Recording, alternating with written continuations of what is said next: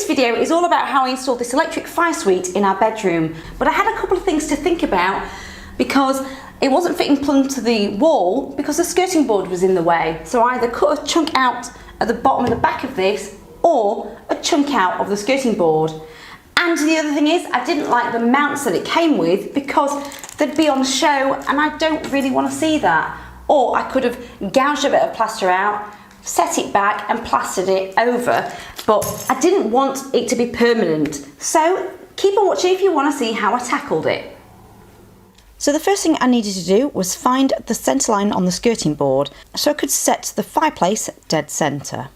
And then I tried to draw the best straight line I could with a speed square, and I say try because it's got a beveled edge on it. And now it's time to measure the width of the fireplace and divide that in half as well.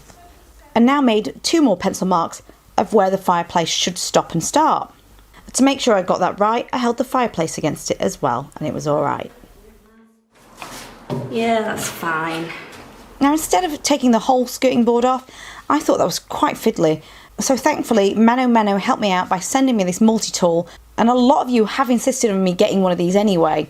And they gave me a choice actually, and I went for this one that's got loads of attachments to it. And there's no actual mention of what the attachments are. So firstly, I decided to just practice in the middle, because it wouldn't matter if I screwed this one up. And I'd just test a few attachments on it before I went for gold.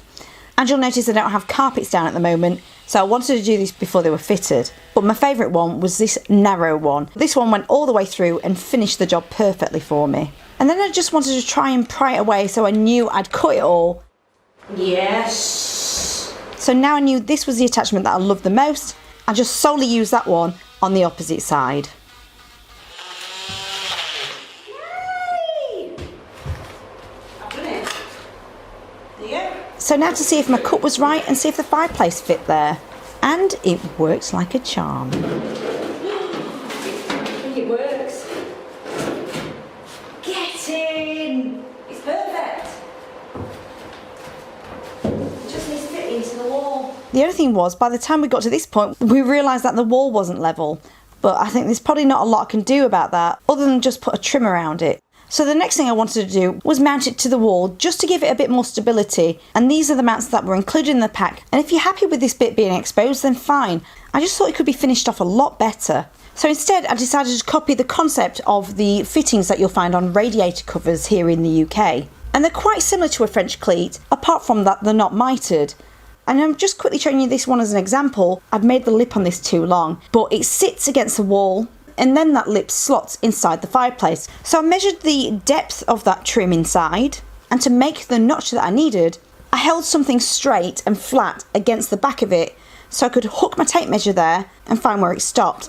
And it was 25mm.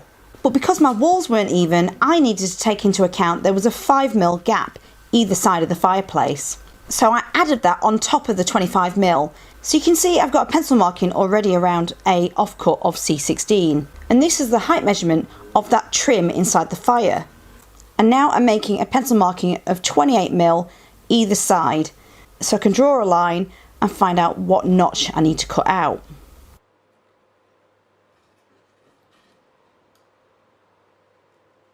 And I'm just scribbling the area of the bit we don't need to create an L shape.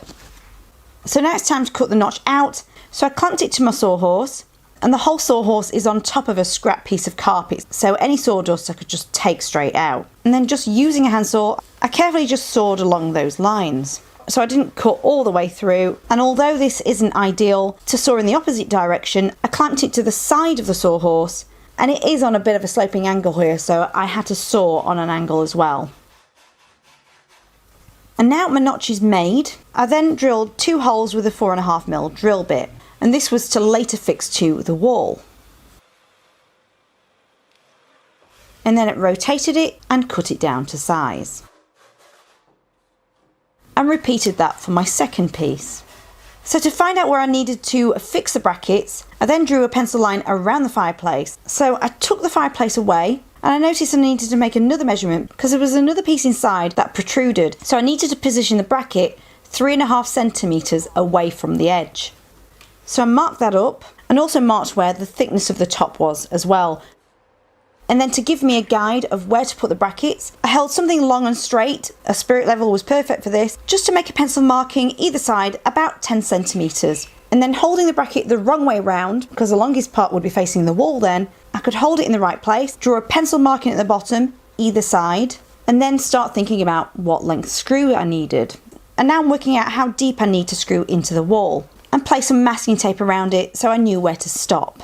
So back to the brackets, the longest side is facing me now, and I just drilled through the hole to make a dint in the wall, ditched the bracket for now, and then drilled my first hole.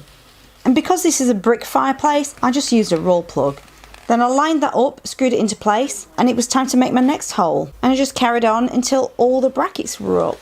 So now it's just a matter of slotting it on or lifting it up if I want to remove it. So let me know in the comments below if you do anything differently, and hopefully it will help me for future and other people. But because there's a slight gap, ever so slight, all the way around, would you do anything? Would you add a trim around that? That's what I'd like to know, because I want to, but my fiance thinks it's just not worth it. Anyway, if you like this video, don't forget to give it a thumbs up and subscribe, and hopefully I'll see you in my next one. Thanks for watching.